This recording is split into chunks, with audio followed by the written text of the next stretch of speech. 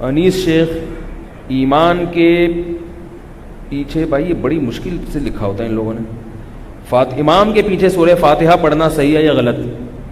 امام کے پیچھے فقہ حنفی میں سورہ فاتحہ پڑھنا جائز نہیں ہے، اور اس کے بڑے مضبوط دلائل ہیں۔ میں نے اپنے ایک بیان میں یہ کہہ دیا تھا کہ مولانا سرفراز خان صفدر صاحب کا ایک رسالہ ہے اس پر، فاتحہ خلف الامام پر، وہ بڑا زبردست رسالہ ہے، وہ پڑھیں۔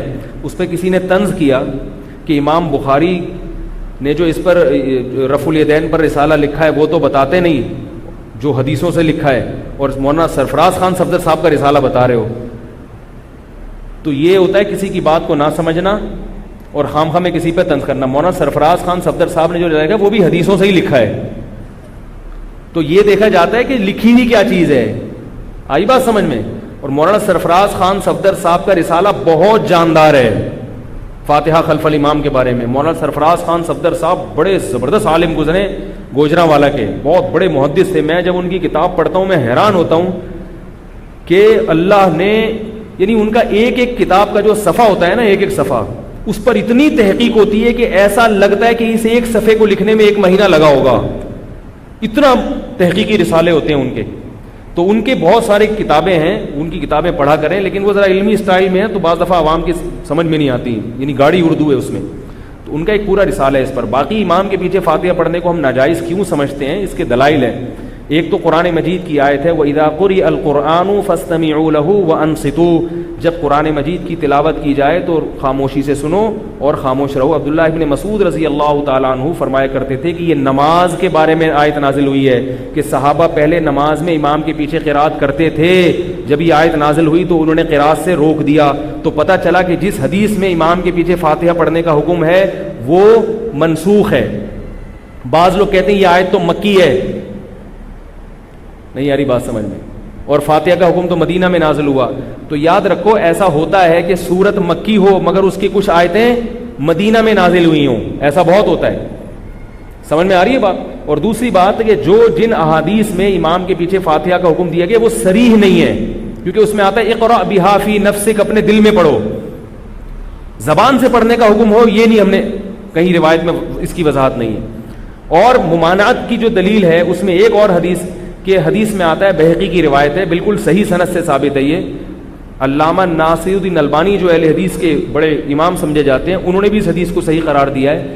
وہ حدیث ہے من کان لہ امام فقراءۃ الامام لہ قراءۃ، جس شخص کا کوئی امام ہو تو امام کی قرات مقتدی کے لیے کافی ہے۔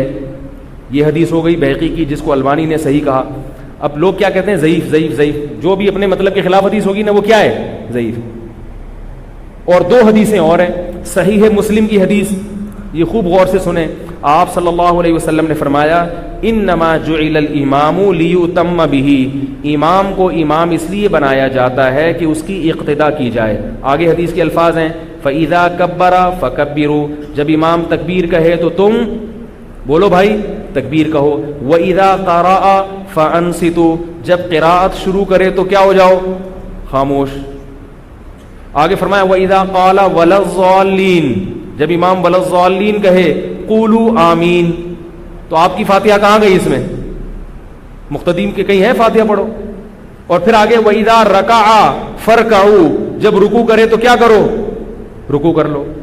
یہ واضح حدیث ہے کہ امام کی ذمہ داری قراءت کرنا ہے، مقتدی کی ذمہ داری خاموشی سے سننا ہے۔ اور ایک اور حدیث، جو لوگ یہ کہتے ہیں کہ بخاری میں آتا ہے کہ نبی صلی اللہ علیہ وسلم نے فرمایا لا صلاۃ لمن لم یقرأ بفاتحۃ الکتاب، جو سورہ فاتحہ نہیں پڑھتا اس کی نماز نہیں ہوتی۔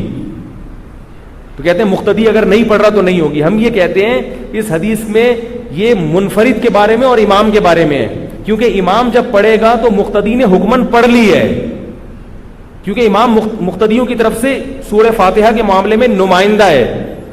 بعض کہتے ہیں پھر رکوع کی تسبیح بھی امام کو پڑھنے دیں، آپ نہ پڑھیں۔ ہم کہتے ہیں حدیث سے پتہ چلتا ہے کہ قراءت میں امام مقتدیوں کا امام ہے اور مقتدیوں کی طرف سے اس کی قراءت کافی ہو جائے گی۔ اتحیات میں اور تسبیحات میں ایسی کوئی حدیث نہیں ہے۔ بات آ رہی ہے سمجھ میں؟ اور یہ سورہ فاتحہ کو ہم پروٹوکول دے رہے ہیں، عزت دے رہے ہیں کہ اس میں امام کی طرف سے ایک نماز کا ایک بہت بڑا رکن ہے نا، ایک بہت اہم رکن ہے۔ تو جب امام فاتحہ پڑھے گا تو وہ سب کی طرف سے نمائندگی کرے گا. تو یہ جو بخاری کی حدیث ہے کہ لا صلاۃ لمن لم یقرأ بفاتحۃ الکتاب، کہ جو سورہ فاتحہ نہیں پڑھتا اس کی نماز نہیں ہوتی، اس حدیث کا مطلب سمجھ میں آیا؟ اب یہ جو میں نے مطلب بیان کیا اس کی دلیل بھی حدیث سے ہی ثابت ہے. نہیں آ رہی بات سمجھ؟ بعض لوگ کہتے ہیں اس میں یہ تو تم نے اپنی طرف سے ٹیکنیکل فرق نکال لیا ہے کہ امام چونکہ نمائندگی کر رہا ہے تو گویا امام نے پڑھ لی تو گویا مقتدی نے بھی گویا پڑھ ہی لی. یہ تو عقل سے آپ مسئلہ نکال رہے ہیں، تو صرف عقل سے نہیں ہے، حدیث سے بھی ہے. صحیح مسلم کی حدیث ہے من لم یقرأ بفاتحۃ الکتاب فصاعدا، یہ الفاظ ہیں کہ جو سورہ فاتحہ اور اس کے ساتھ تلاوت نہیں کرتا اس کی نماز نہیں ہوتی. تو ہم کہتے ہیں اس سے پتہ چلتا ہے کہ تلاوت میں تو آپ بھی کہتے ہیں نا کہ اگر امام قرات کرے گا سورت ملائے گا تو وہ مقتدی کی طرف سے کافی ہو جائے گی. بھائی جو لوگ یہ کہتے ہیں کہ امام کے پیچھے فاتحہ پڑھنا ضروری ہے تو وہ یہ کہتے ہیں فاتحہ ضروری ہے، امام جو باقی سورت پڑھتا ہے اس کے بارے میں وہ کہتے ہیں کہ یہ ضروری، بولو بھائی، نہیں ہے، بلکہ امام نے پڑھ لی تو ہو گئی. تو ہم یہ کہتے ہیں کہ حدیث میں تو یہ بھی آتا ہے، صحیح ہے مسلم کی حدیث ہے کہ جو سورہ فاتحہ نہیں پڑھتا اور اس کے ساتھ مزید سورت نہیں ملاتا اس کی بھی نماز نہیں ہوتی. تو پھر سورت بھی ملاؤ نا پیچھے امام کے. جب اس میں آپ یہ کہتے ہو کہ سورت ملایا امام نے تو مقتدی کی طرف سے ہو گئی وہ، تو ہم کہتے ہیں اسی طرح فاتحہ بھی امام نے پڑھ لی تو مقتدی کی طرف سے ہو گئی. تو پوری حدیث یہ نہیں ہے کہ جو فاتحہ نہیں پڑھتا اس کی نماز نہیں ہوتی. پوری حدیث صحیح ہے مسلم میں ہے، اس کے الفاظ ہیں کہ جو فاتحہ نہیں پڑھتا اور مزید سورت نہیں ملاتا اس کی نماز نہیں ہوتی. بات آ گئی سمجھ میں؟ نہیں آئی تو پھر فوج بلواتے ہیں.